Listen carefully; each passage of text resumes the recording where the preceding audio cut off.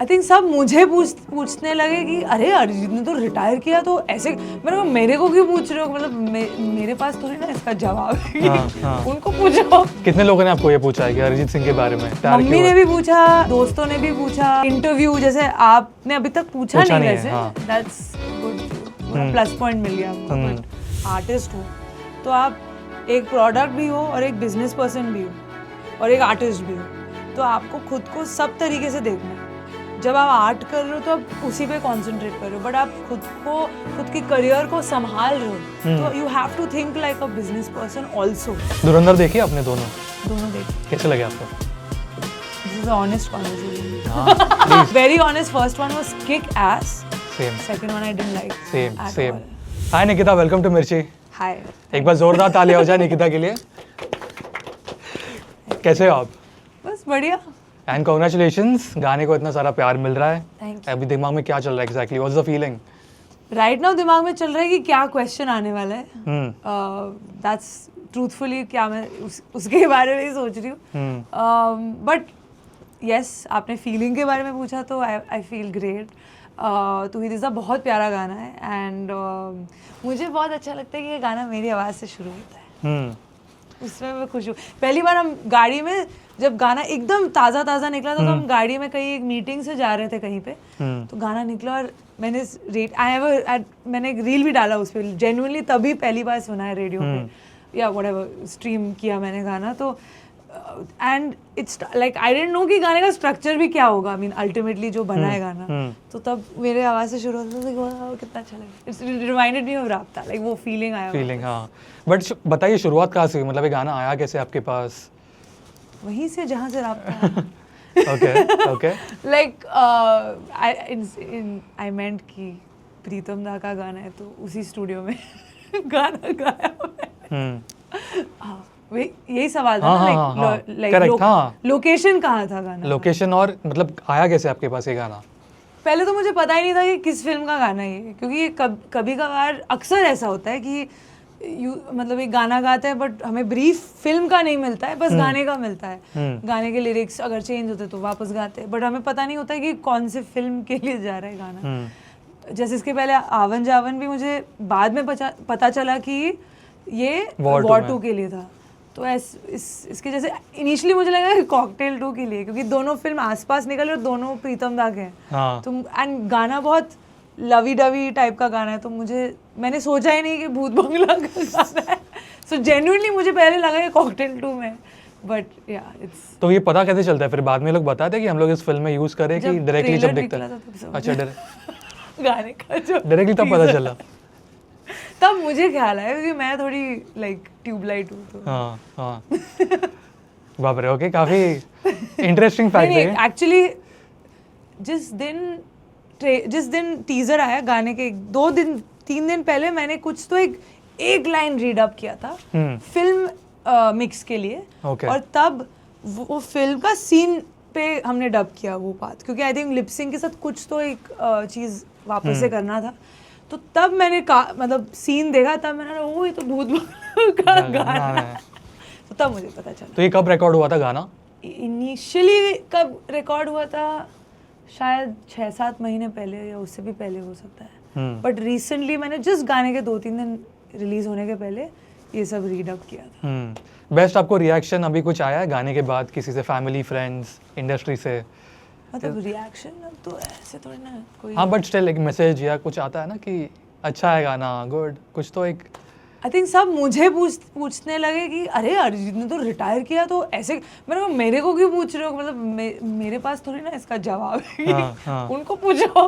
तो ये suddenly like बहुत सारे क्वेश्चंस मेरी तरफ आए कि मुझे एक्सप्लेन करना है कि ये हो क्या रहा है। तो वो थोड़ा फनी लगा मुझे कि I have to know the answers to this question. कितने लोगों ने आपको ये पूछा है कि अरिजीत सिंह के बारे में, रिटायर? मम्मी ने भी पूछा, दोस्तों ने भी पूछा, इंटरव्यू जैसे आपने अभी तक पूछा नहीं वैसे, दैट्स गुड, थोड़ा प्लस पॉइंट मिल गया आपको, बट अदरवाइज सबने पूछा ऑलमोस्ट। और आपने क्या? वो तो रिटायर किया तो कैसे हुआ?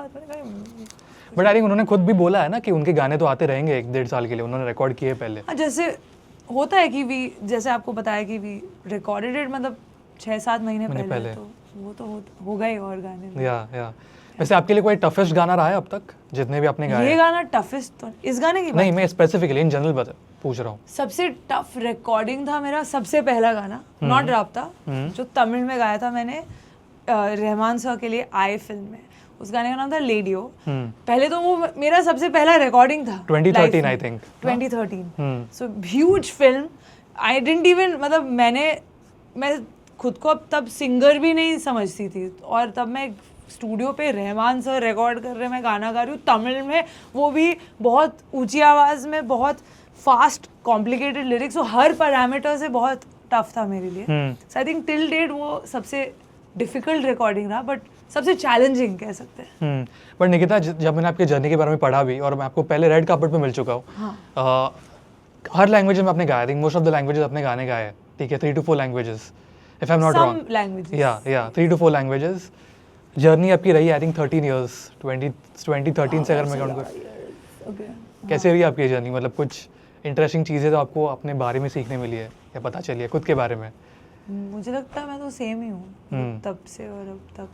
नो बस चेंज, गाने बढ़ गए। हाँ, but I don't know, I think खुद के बारे में ये जो बहुत गहरा टाइप का क्वेश्चन है, आई फील ये जब मतलब हम जैसे होता है ना कि व्हेन यू लूज वेट, खुद को समझ में नहीं आता है क्योंकि आप तो खुद को रोज देख रहे हो, बट बाकी लोगों को समझ में आता है। तो आई थिंक बाकी लोगों को ज़्यादा इनपुट मिलता है कि अरे तू ऐसे होगी, ये अब ये ज़्यादा होता है। मैं खुद तो एनालिसिस नहीं कर पाऊंगी क्योंकि मुझे ऐसे लगता है मैं शायद थोड़ा थोड़ा एवरीडे कुछ तो चेंज हो रहा है। बट ऑफ कोर्स ये मैं ये कह सकती हूँ कि आई हैड नेवर थॉट कि मैं फिल्मों में गाऊंगी फर्स्ट ऑफ ऑल, कि ये मेरा एक करियर पाथ होगा, ये एक जर्नी होगा मेरा कि मैं स्टेज पे परफॉर्म कर रही हूँ। बॉलीवुड में मैं जब छोटी थी तो मैं बॉलीवुड के गाने ही नहीं सुनती थी क्योंकि मेरी आवाज़ थोड़ी हस्की है, ये वो, तो मुझे ऐसे। और जब मैं स्कूल में थी तो सब सिंगर्स लाइक सोप्रानो टाइप के, श्रेया घोषाल टाइप के सिंगर्स थे मेनली इंडस्ट्री में।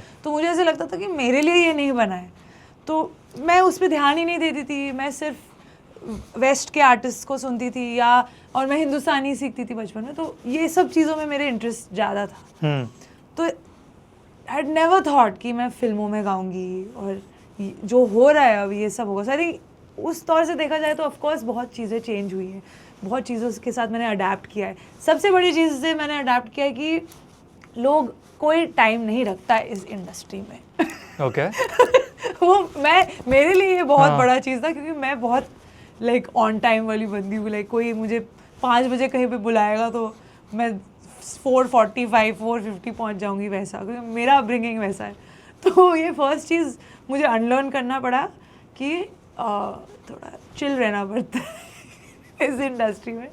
But that was also interesting, मतलब ये सब अलग अलग चीज़ें, बिकॉज ये फ्रीलांस इंडस्ट्री है, शाम को ज़्यादा काम होता है, दिन में कम काम होता है, इवनिंग में, रात को गिग्स होते हैं, तो स्लीप साइकिल भी बदलता है। तो these are things had to adapt to. Time वाला थोड़ा सीन है, हाँ, मतलब चिल में है लोग, बट मैं सीरियसली नहीं लेती उस बात को। सब जैसे कोई सेशन में मैं बैठी रहती थी पहले कि सब आएंगे, फिर कंपोजर आएंगे, लिरिसिस्ट आएंगे, और मैं ऐसे आधे घंटे बैठी हूँ। अब मैं लेकिन अपने आप को इतना चेंज नहीं कर पाई, मैं अभी भी टाइम पे आती हूँ, बट मैं फिर थोड़ा काम लेके आती हूँ ताकि मैं बैठ के कुछ लैपटॉप में कर लूँ, बोर ना हो। आई थिंक मीडिया जितना मैंने भी देखा है last 10-12 years, I think chill ही है थोड़ा मीडिया वाला सीन। मतलब काम भी शुरू होता है लेट, जैसे इवेंट्स पे जब कोई आपको 8 बजे इनवाइट करता है तो 10 बजे जाना पड़ता है।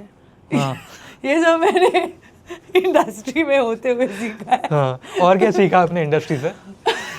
चलो बताइए, आज खुल के बात करेंगे। इसके जैसे खुल के, मैं रोज खुल के ही बात करती हूँ यार, कभी तो आज की क्या बात कर रहा हूँ।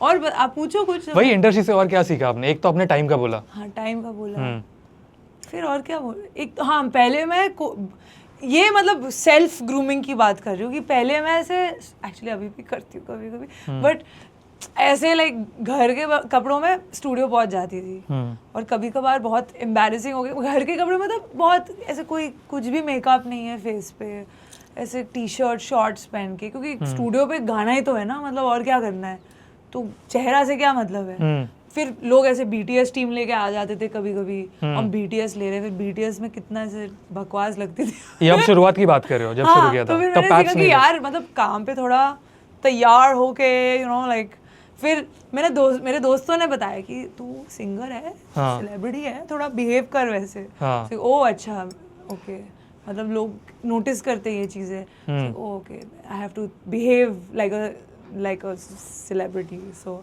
तो ये कब आपने चेंज लाया फिर? मतलब इवेंचुअली धीरे With धीरे, time. लाइक आज मेरे बाल अभी भी गीले ही हैं तो मैंने स्टाइल नहीं किया बाल को, बट वो मैं वैसी हूँ एक्चुअली। बट कभी कभी प्रेशर फील नहीं होता ऐसे कि यार ये सब चीजें करनी पड़ रही है? ये जैसे सोशल मीडिया का प्रेशर होता है ना, वैसे ये प्रेशर भी आता जाता है बीच बीच में, ऐसा लगता है आप वो कर दो, देन सडनली इट्स लाइक अरे यार we have to care about it and post consistently.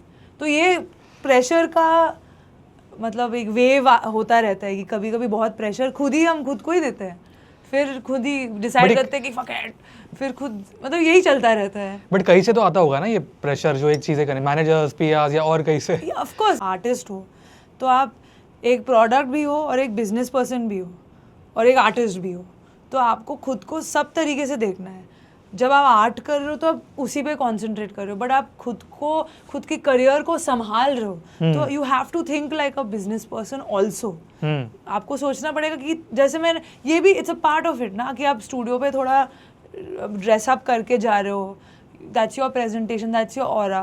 आप जब सोशल मीडिया पे ध्यान दे रहे हो because you care about your reputation, what your people who follow you, because you have a voice और आप चाहते हो कि लोग आपकी आवाज़ सुने, not just आवाज़ in terms of आवाज़ but आपकी बातें और सोच।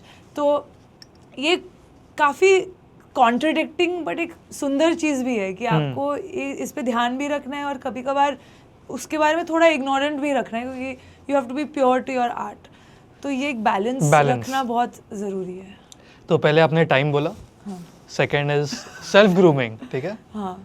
और एक चीज सेम क्वेश्चन है कि और कोई चीज है जो आपको सीखने मिली है इंडस्ट्री से? आप आर्टिस्ट हो तो आप you will forever love and hate these aspects of your, कि जो बिजनेस एस्पेक्ट्स है आपके करियर के, वो हमेशा एक लव हेट रिलेशनशिप रहता है कि आपको उस पर ध्यान भी देना है, फिर कभी कभी लगता है कि क्यों ध्यान देना, ये मेरा काम नहीं है। तो ये चलता रहता है एज एन आर्टिस्ट। इसका समरी क्या है पता नहीं। आई थिंक जितना मैं आपको जाना हूँ लास्ट 4-5 ईयर्स, जैसे मैंने बोला कि रेड कार्पेट पे मिला हूँ, आप चिल हो, मतलब इतना स्ट्रेस लेते नहीं हो जितना मैंने देखा है।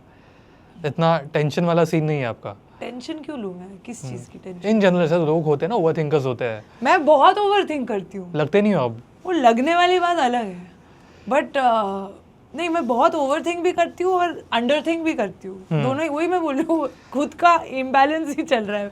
नहीं बट जेन्युइनली मैं लगती नहीं हूँ वैसे। हाँ। आजकल क्या चल रहा है ज़्यादा ओवर थिंकिंग, बताइए। जैसे जो लोग ना, मैं एक एग्जांपल देती हूँ, मैंने ये नोटिस किया कि जो लोग मतलब जो फॉर एग्जांपल कॉमेडियंस सबसे ज़्यादा सीरियस लोग होते हैं, सबसे ज़्यादा ओवर थिंकर्स होते हैं। मैं थोड़ी वैसी हूँ, मैं थोड़ी लाइक चुलबुली टाइप की हूँ, तो इसलिए उसी कैटेगरी की हूँ मैं, कि मैं बहुत एक्चुअली खुद के साथ जब बात करता है ना इंसान, तो बहुत ओवर थिंक करती हूँ। तो ये ऑलवेज आप नोटिस करना, जो सीरियस रहते हैं वो एक्चुअली कुछ सोच नहीं ब्लैंक और जो ज़्यादा ऐसे एक्सट्रोवर्ट है वो ज़्यादा सोचते हैं। हाँ, हमेशा। देखो, आपने ये तो बता दिया कि आपने क्या क्या चीज़ें सीखी है इंडस्ट्री से, ठीक है? बट जितने भी अपना टाइम स्पेंड किया अपने इंडस्ट्री में, ऐसी कोई चीज़ है जो आपको लगता है आपको चेंज करनी चाहिए इंडस्ट्री में, या एक नया रूल आना चाहिए म्यूजिक इंडस्ट्री और इन जनरल इंडस्ट्री में? ये ना क्वेश्चन बहुत बार आ चुका है, बट इसको जवाब देते देते मुझे यही एक रियलाइजेशन होता है, क्योंकि मतलब यू कैन से कि हाँ सब थोड़ा एक स्ट्रक्चर होना चाहिए, मतलब एक सिस्टम। एक्चुअली बॉडीज़ भी बहुत सारे बने हैं फॉर मतलब म्यूजिशियंस, फॉर सिंगर्स, ये जो PRS, IPRS, ये सब ये बन रहे हैं स्ट्रक्चर्ड एंटिटीज़, यूनियंस, जो भी मतलब बिकॉज बट इसमें भी वही कहानी है, balance of structure and like randomness. क्योंकि आप आर्ट फॉर्म में जितना ही स्ट्रक्चर लाओ, मतलब at the end of the day एक बहुत अनक्वान्टिफाइबल चीज़ है, तो आप इसको कैसे बांध के रख सकते हो? तो ये मैं खुद ही सोचती हूँ कि यार चेंज हाँ मतलब कुछ बहुत सीरियस टॉपिक्स हैं, सेफ्टी रिलेटेड, विमेन वाला जो बहुत हम I think that me too phase also happen and it still happens.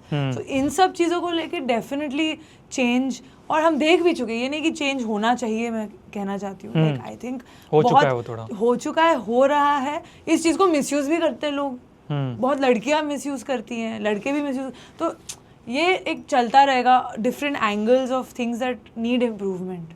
But I think जहाँ 5-10 साल पहले जो इंडस्ट्री था और अब जो इंडस्ट्री है, काफ़ी चेंजेस हो चुके हैं और काफ़ी और भी चेंजेस हो रहे हैं. लाइक अभी जो चेंजेस दिख रहे हैं कि एक फिल्म सेंट्रिक से ज़्यादा एक पॉप कल्चर सेंट्रिक इंडस्ट्री बन रहा है, जो कि पूरी दुनिया में वैसा ही है, which I think is great for musicians, because we are finally getting to be the face of our own music, जो धीरे धीरे और होगा और होना भी चाहिए.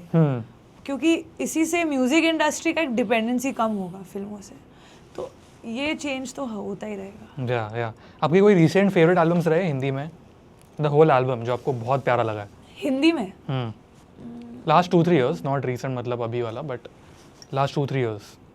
Honestly album I don't think I have a recent favourite, क्योंकि बहुत कम आर्टिस्ट ने लाइक एल्बम्स रिलीज किए जो मैं जेन्युइनली किए हैं. बहुत आर्टिस्ट ने, मैं भी खुद एक एल्बम में थी, बादशाह's एल्बम, जिसमें मैंने वो सजना गाया है. बट आई थिंक मुझे जो एज अ लिसनर बहुत क्रेजी लगा है पूरा album. One artist I can think of is की एक आर्टिस्ट है प्रभदीप, उसका एक 4-5 years बैक एक एल्बम था जो मुझे बहुत पसंद है, बिकॉज उसका जॉनर ही बहुत अलग है, जो आई लाइक दैट जॉनर. तो ऐसे बहुत सारे आर्टिस्ट हैं जिन्होंने एल्बम्स रिलीज़ की हैं एंड ओवरऑल बहुत इंटरेस्टिंग रहा है. बिकॉज क्या होता है, मोस्ट आर्टिस्ट सिंगल्स रिलीज़ करते हैं और एक स्टोरी लाइन नहीं बनता है यूजुअली. जो एक एल्बम का पॉइंट ही यही है कि आप एक कहानी सुना रहे हो. So that very few artists have done so far. और आई थिंक बॉलीवुड फिल्म्स में तो ये गायब ही हो गया, मतलब एक स्टोरी लाइन वाले जो एल्बम्स होते थे, आई थिंक आजकल सब सेपरेट आर्टिस्ट होते हैं, सेपरेट कंपोजर्स होते हैं, मल्टी कंपोजर एल्बम्स. आई तो क्या लग रहा है फ्यूचर, क्या लग रहा है अभी Bollywood specifically music industry? See, I think there is going to be less songs in Bollywood. जैसे अभी I think even in भूत बंगला 2 ही गाने, एक राम जी आके भला करेंगे, even आवन जावन जो मैंने वॉर 2 में गाए वो 2 ही गाने थे उस फिल्म. करेक्ट. एक डांस सॉन्ग, एक डांस ऑफ, और ये हाँ एक रोमांटिक सॉन्ग. तो आई थिंक वैसे भी गाने, फॉर एग्जाम्पल धुरंधर एक ऐसा एल्बम है जिसमें स्कोप है for lot of crazy music, not score. तो it depends on the film also कि आप कैसा फिल्म बना रहे हो, तो उस पर क्या पोर्ट्रे करना है. तो धुरंधर में बहुत स्कोप है to create music, correct, scene to scene, और एक पूरा एल्बम का एक कोहेसिवनेस है because it's the same genre. But film making in general में एक्चुअली देखा जाए तो म्यूजिक एक बहुत इंडियन फिनोमिनन है कि हम इंडिया में ये करते हैं कि एक डांस सीक्वेंस हो रहा है. अभी भी नहीं हो रहा है, लाइक या तो एक हुक स्टेप हो रहा है, but there is no lip syncing as such that much, जैसे पहले होता था और भी कम होता जाएगा आई फील, बिकॉज अभी ऑडियंस को भी रियलिस्टिक चाहिए ना चीज़ें. तो आई थिंक जैसे मैंने आपको कहा कि इवेंचुअली आई थिंक म्यूज़िक बनेगा स्कोर के हिसाब से. आर्टिस्ट जैसे वेस्ट में होता है कि फिल्म में गाने भी होते हैं, तो किसी आर्टिस्ट को उनके वाइब के लिए सिलेक्ट किया जाता है कि आप इस, जैसे बॉन्ड फिल्म्स में होते हैं, they cast an artist based on their existing sound and their existing fandom. तभी एक क्रॉसओवर होता है म्यूजिक और फिल्म का, अदरवाइज नहीं होता है. तो आई थिंक वहीं पे जा रहा है ये भी वेस्टर्न. हाँ, जैसे I think Karan Aujla also did the same thing, Diljit also did the same thing कि उनका एक एग्जिस्टिंग कैटलॉग है, एग्जिस्टिंग फैंडम है, और उनका वाइब के लिए उन्होंने एक गाना दिया है फिल्म के लिए. तो यही होगा आई गेस. धुरंधर देखी आपने? दोनों देखिए. कैसे लगे आपको? This is a honest conversation. हाँ प्लीज, मैं ऑनेस्ट मैं भी बताऊंगा. Very honest. First one was kick ass. Same. Second one I didn't like. Same. मैं सिर्फ अकेला इंसान हूँ जिसने ये बोला है सेम, बाकी सबको अच्छी लगी है सेकंड. मेरा भी सबको अच्छी लगी, मेरा भी सेम आपकी तरह पॉइंट ऑफ व्यू था. सेकंड वाले का फर्स्ट सीन बहुत क्रेजी लगा. Starting 10 minutes, choreography, intent, emotion, everything. जो वो अपने बहन को मतलब बचाता है, आरी आरी जब प्ले होता है बैकग्राउंड में, या वो बहुत क्रेजी सीक्वेंस है। उसके बाद मतलब जो प्रीक्वल सीन था बहुत क्रेजी था, प्री स्टोरी, उसके बाद जो रियल टाइम में आ गए उसके में बहुत आई फील मेरे हिसाब से इशू ये हुआ कि अर्जुन रामपाल का जो कैरेक्टर था, फर्स्ट में जितना डर लगा उनको देख के उतना सेकंड में लगा ही नहीं अर्जुन रामपाल को देख के। Maybe I also feel that who is, मैं भूल गई, माधवन नहीं जो सेकंड फुल फिल्म में नहीं है, अक्षय खन्ना, हाँ थैंक यू, हाँ जिस दिमाग से अक्षय खन्ना के बिना थोड़ा डिसबैलेंस हो गया I feel casting authority wise, क्योंकि वो एक लव हेट रिलेशनशिप जो उन दोनों का था, दैट वाज वन डिसबैलेंस। और जनरली आल्सो मुझे एक्चुअली समझ में नहीं, लास्ट का सीन मुझे समझ में नहीं आया कि आई डोंट नो, हम लोग स्पॉइल अभी तो स्पॉइल नहीं पता है, हाँ। बट जो माँ को देख के, एक तो आप इधर खड़े हो ऑलमोस्ट गेट के, हाँ बट उनको दिख नहीं रहा है, मैं कोई इधर खड़ा रहेगा खाली खेत में तो मेरे को दिखेगा ना, हाँ। तो मतलब मेरे को ये I think may be the wait was short, but मुझे समझ में नहीं आया कि आपको कैसे नहीं देख। आई अंडरस्टैंड कि ही डिसाइडेड कि वो डिसीजन जो था कि नहीं जाऊंगा मैं, that was correct, I don't want to, maybe I have more to accomplish and I don't want to you know reveal कि मैं जिंदा हूँ या जो भी है।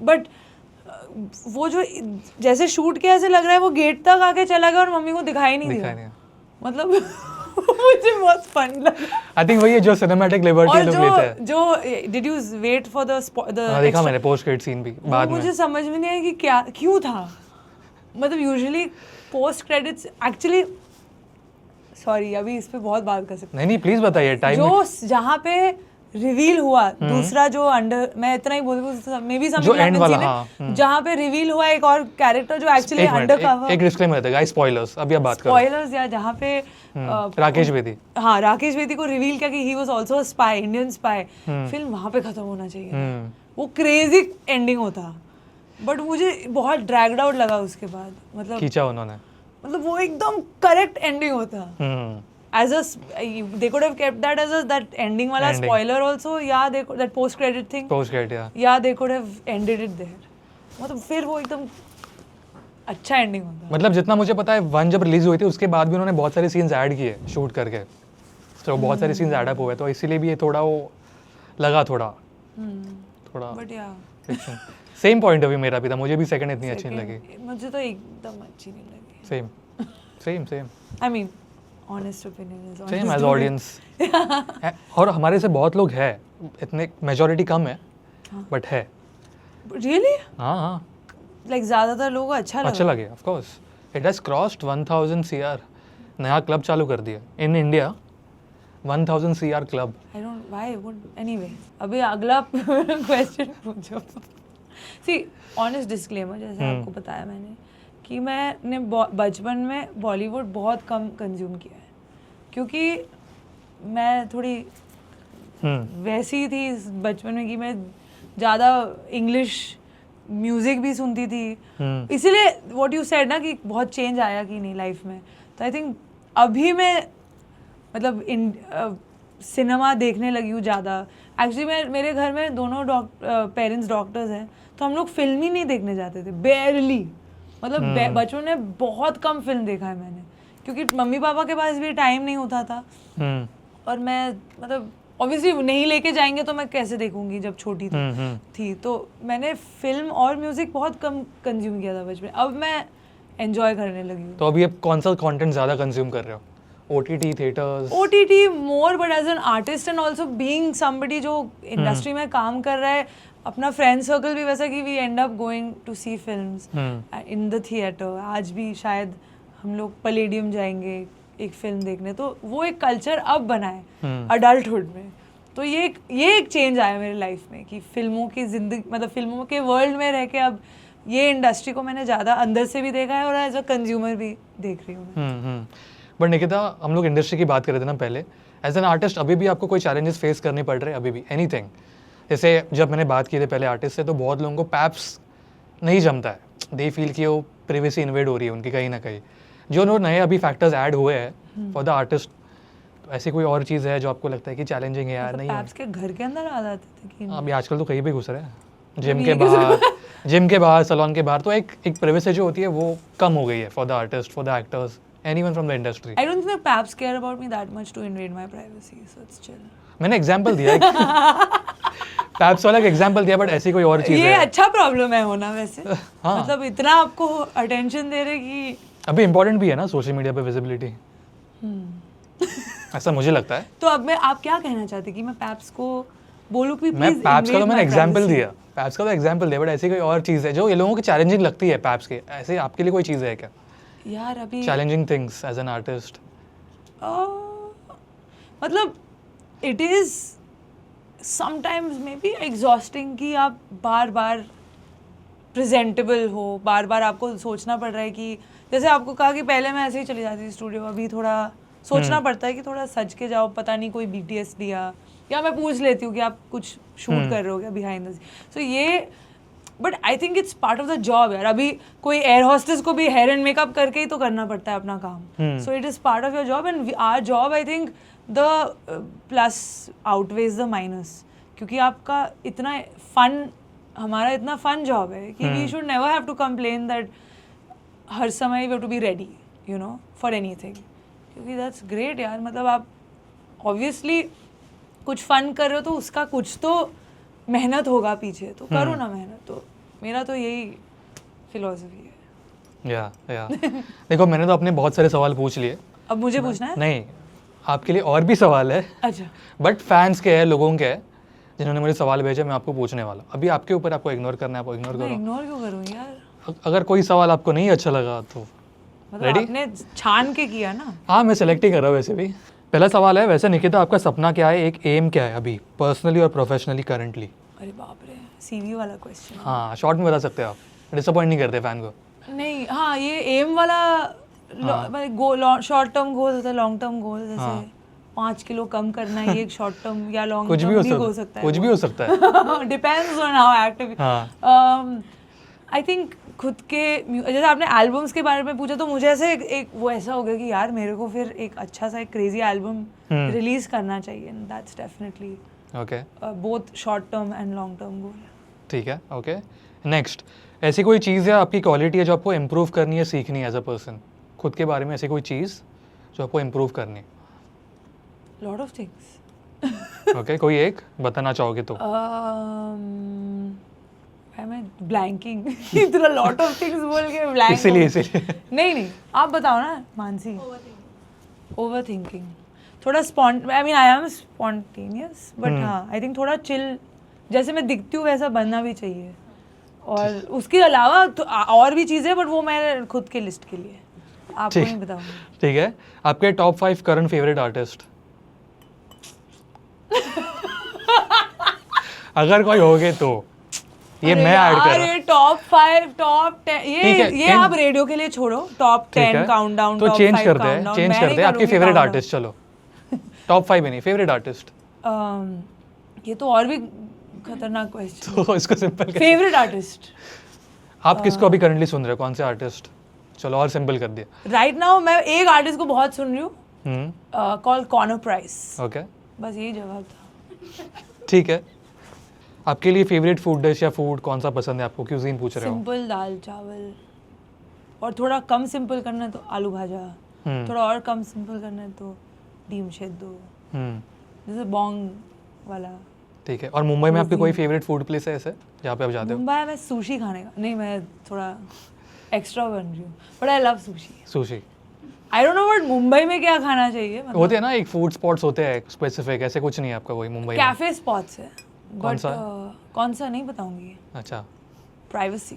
Okay, no paps, no paps. No cap. आपका बॉलीवुड अवार्ड्स पे क्या कहना है? बॉलीवुड अवार्ड्स क्या होता है? वही जो मतलब अवार्ड्स, generic ये है। हाँ जेनरिक उन्होंने पूछा है अवार्ड्स। अच्छी बात है, मतलब